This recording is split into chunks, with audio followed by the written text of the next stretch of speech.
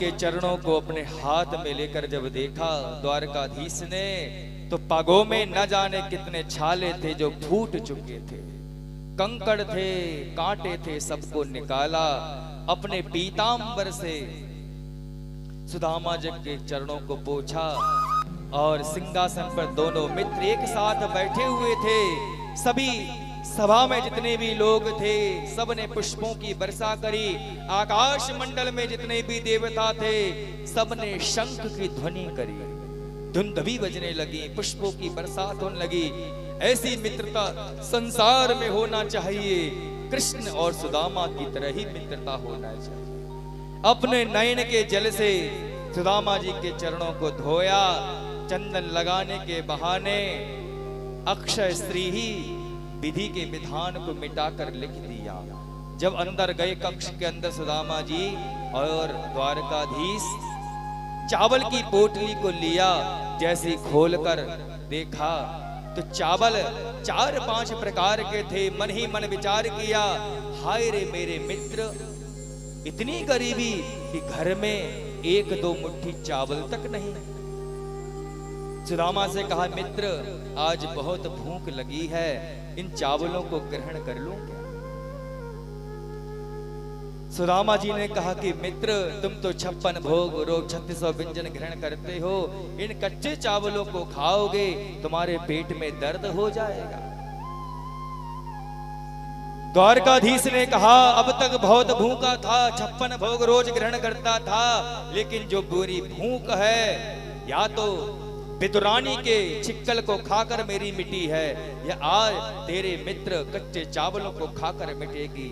जब बहुत कहा तो सुदामा जी ने मना नहीं कर पाए, क्योंकि मित्रता में प्रेम में मना नहीं कर पाते। एक मुट्ठी चावलों को ग्रहण किया द्वारकाधीश प्रभु ने, 1 लोक का ही दान कर दिया। ऐसे दान किया पूरी दुनिया में किसी को पता ही नहीं चला कि बामन के अवतार में 3 लोक जीत कर लेकर आए थे। त्रिलोक के स्वामी, 1 लोक का स्वामी सुदामा को ही बना दिया।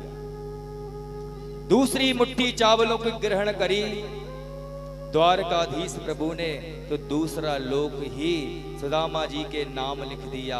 हे मित्र, मैं तुमको 2-2 लोक देता हूं। तीसरी मुट्ठी ग्रहण करने वाले ही थे कि रोक लिया, रुक्मणी मैया ने रोक लिया। अरे द्वारकाधीश, हे मेरे स्वामी, हे मेरे आराध्य, 3 मुट्ठी अकेले ही ग्रहण कर लोगे? 1 मुट्ठी तो मुझे भी ग्रहण करने दो, मैं भी आपकी अर्धांगिनी हूँ। दान पुण्य में तो मेरा भी अंश लगना चाहिए, मैं भी लक्ष्मी स्वरूपा हूँ। 8 प्रकार की लक्ष्मी मेरे अंदर भी विद्यमान है। जब इतना कहा द्वारकाधीश ने कहा, तुम भी ग्रहण करो महाप्रसाद के लिए, और द्वारका में सबको ग्रहण कराओ।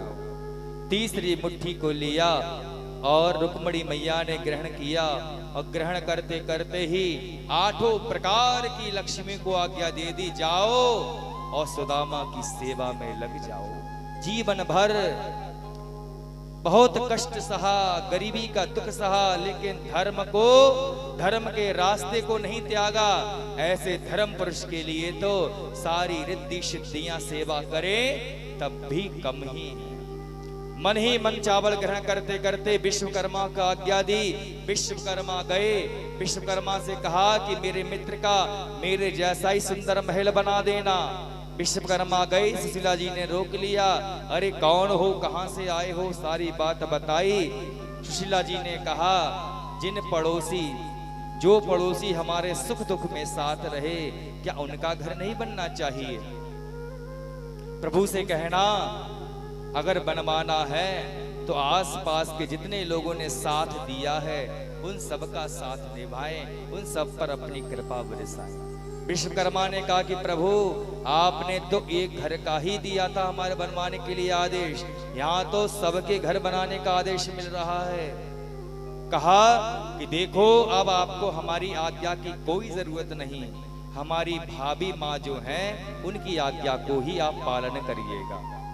सुशीला जी ने सबसे पहले प्रभु द्वारकाधीश का मंदिर बनवाया।